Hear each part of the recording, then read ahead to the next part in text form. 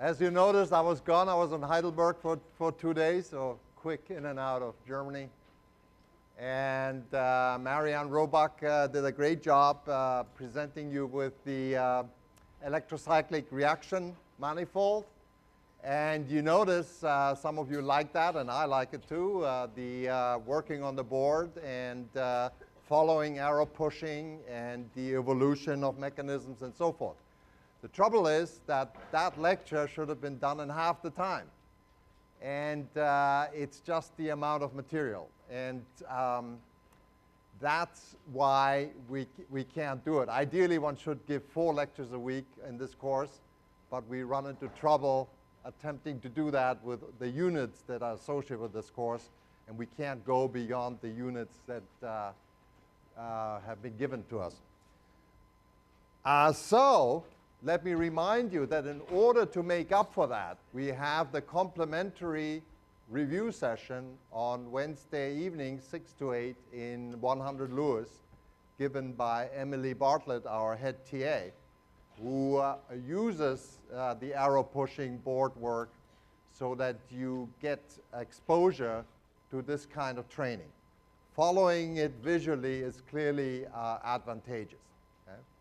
For most of you, perhaps. I don't know what percentage it is. So you have to decide for yourself whether, and maybe you should check it out first and then see whether you really gain from attending. Okay, so we'll be talking today about benzene and what is called aromaticity. And this is now delving more into the cyclic analogs of these polyenes that we've been discussing, particularly the special one, cyclohexatriene, that we've already alluded to, the model of which is shown here. And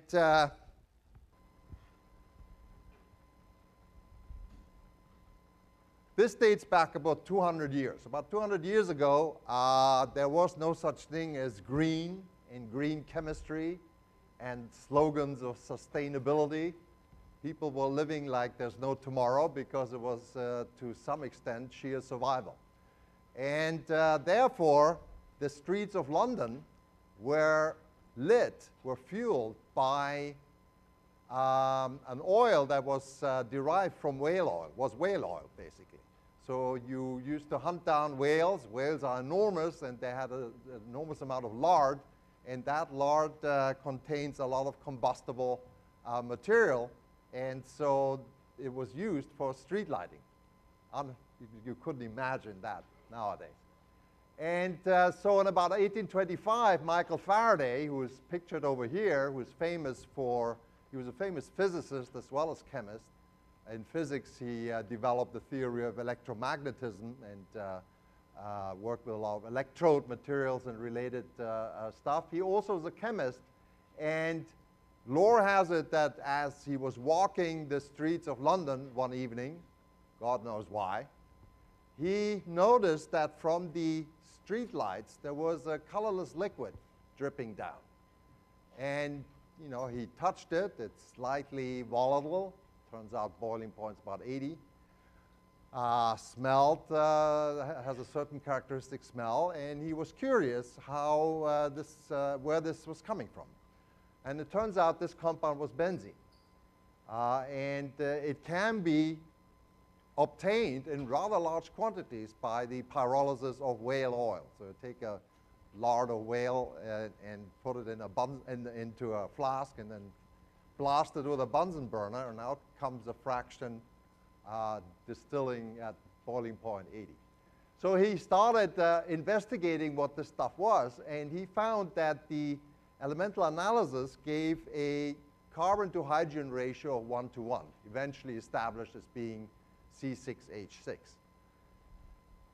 He also noticed that this stuff, obviously, since it survived the pyrolysis of whale oil and it was perfectly stable in air and so forth, this stuff was extraordinarily stable for something that clearly had what we would now call a high degree of unsaturation, 4 degrees of unsaturation.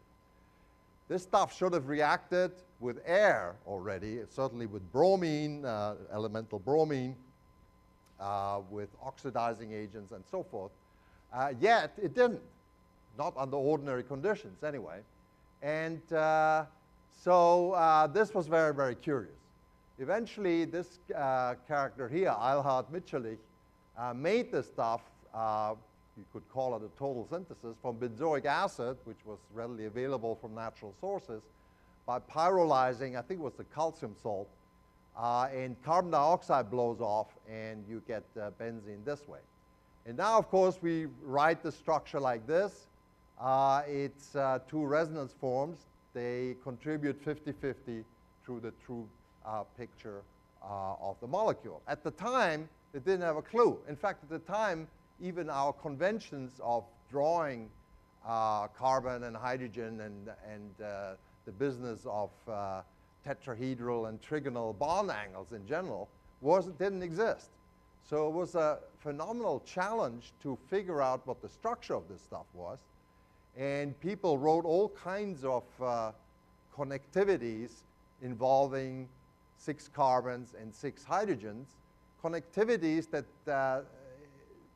some of them were rather bizarre, tried to account for the fact that this was unusually stable. Clearly, it wasn't a diene, for example. You can write a structure C6H6, which is butadiene with an acetylene hanging off at one end, and so forth. These structures didn't do it because it was well known already at the time that unsaturated structures, particularly when the double bonds were next to each other, were relatively reactive. And it took 40 years until Kekule arrived. Here's a picture of him on the stamp here, a Belgium stamp, who allegedly in a dream, he was dreaming of snakes, although the lore changes. Some people say it was apes that started holding each other and so forth. He dreamt of a scenario where one end of some creature bit into the other end, and it dawned on him that maybe this is a cyclic structure. This seems somewhat trivial now, but at the time this was a major jump. I mean, people were just thinking this was some kind of an open-chained system with some very bizarre constellation of bonds. And he built this model here, which I got a picture from the University of Darmstadt where this model is exhibited. Kekule taught there. And you notice that indeed he recognized that there are double bonds and single bonds. And in this model, he writes it as alternating double and single bonds, which of course can't really be right. And he realized that very quickly because this would suggest isomers of certain compounds which don't exist. For example, it was recognized very quickly that the 1,2-dibromobenzene, where you had 2 bromine atoms instead of hydrogens next to each other, if this were right, if it were a cyclohexatriene, this molecule, then there should be 2 isomers, one in which the 2 bromines are connected by a double bond, or one in which the 2 bromines are connected by a single bond. And yet such a thing didn't exist. And it's a testament to the brilliance of Kekule that he basically presaged resonance which was largely invented or popularized by Linus Pauling in the 30s, so way later, 70 years later, that he recognized that there's something special about this, and he proposed, when you read the original paper, which is in German, that these atoms, like mechanical items, connected by these bonds, which were already somewhat thought of as being like springs, must be rattling around. And so there must be vibrations. And he proposed that there must be a motion where when this bond, for example, starts vibrating in such a way that the 2 atoms go closer to each other, and this is combined with a motion where around the double bond, these 2 atoms lengthen or go further away from each other, that you would interconvert the 2 structures. In a way, this sort of seemed to indicate, although he doesn't really say so, that these are 2 isomers. But we know that they are not two isomers. In fact, these two structures are basically the two resonance forms of the same molecule, two extreme representations. But he already figured out that this something like that must be going on. And this was really extraordinarily foresighted.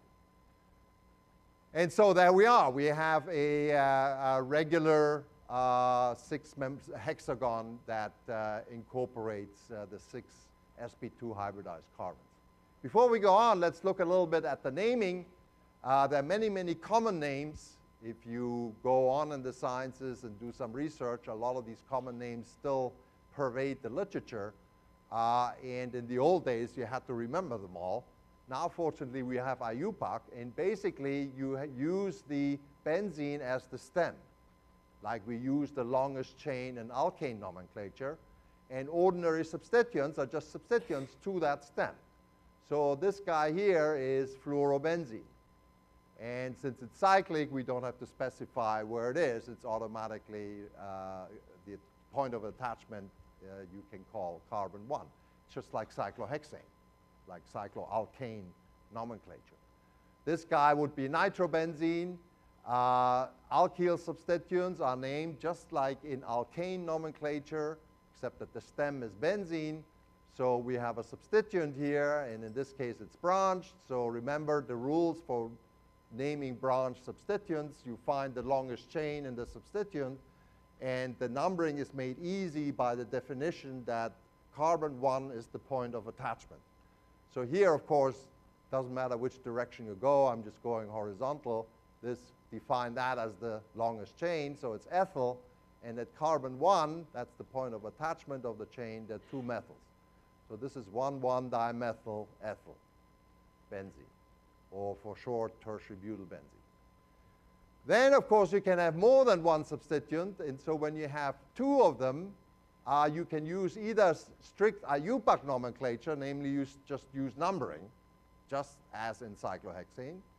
So in the case of the 2 being next to each other, this will be 1,2-dichlorobenzene. But there is a common nomenclature that's also accepted, and that's called ortho and then meta and para. So when the 2 substituents are next to each other, they're called ortho. When they're in the 1,3 position, so this would be 1-bromo-3-nitrobenzene, they're called meta, so it's meta-bromo-nitrobenzene. Remember that the reason that we put bromo in front of nitro is because B comes before N. So when you order in your full name these substituents, you follow alphabetical ordering. And typically, numbering then follows that alphabetical ordering. In this case, for convenience sake, since bromo is before nitro, and it doesn't matter whether you call this one or this one, you call the bromo carbon 1 and the nitro carbon 3. So it's 1-bromo-3-nitrobenzene. And this arrangement is called para across. And in this case, I've chosen a dialkyl species. So this is ethyl at one position and 1-methyl ethyl at the other. And E comes before M, so this is 1-ethyl, 4, that's the 4 position. And then in parentheses, the substituent, the branch substituent is 1-methyl ethyl, close parentheses, benzene. Or para, or the short notation for ortho meta para is O, M, and P. P-ethyl isopropyl benzene. Now, when you have functional groups, the functional groups always take over. We already learned that in the naming of the alcohols. And so, for example, if you have a hydroxy function on the benzene, then this is not called hydroxybenzene, but it's actually an alcohol. And IUPAC originally proposed benzenol, but benzenol really never caught on fully. And so the traditional name phenol was so entrenched that relatively recently IUPAC started to accept the name phenol. So in your edition, we use the term phenol. Phenol is an antiseptic and an anesthetic, and it's used in throat sprays, and here's a very well-known one, chloroseptic. which I've certainly taken. It's at home whenever I have a sore throat, which happens occasionally. You just spray it down your throat, and you immediately feel the soothing effect of the analgesic.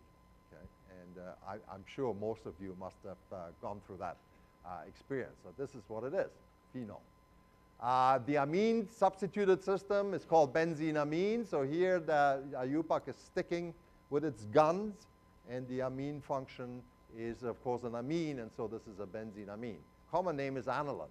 And this is a base structure in the dye industry, extended systems based on hanging off stuff, off the nitrogen and often off the benzene ring, have a lot of orbitals such that the highest occupied molecular orbital and the lowest unoccupied level, they get close to each other such that the transitions, when light impinges on the molecule between these two, become low energetic, sufficiently low energetic that the absorption regime moves into the visible.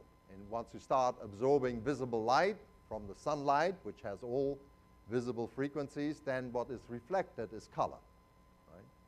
And you get that in UV spectroscopy, but this is the basic principle. And so that's what you see. The aldehyde is called benzene carbaldehyde. The common name is benzaldehyde. This guy, the parent system, is artificial almond flavoring. This guy is a ketone. Okay, so the nomenclature all of these functional groups will deal with, so you don't have to remember this, we'll deal with when we get to those functional groups.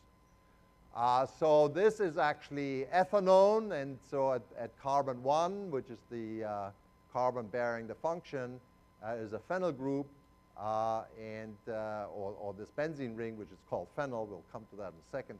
So this is 1-phenylethanone, or common name acetophenone. This is a hypnotic drug. And then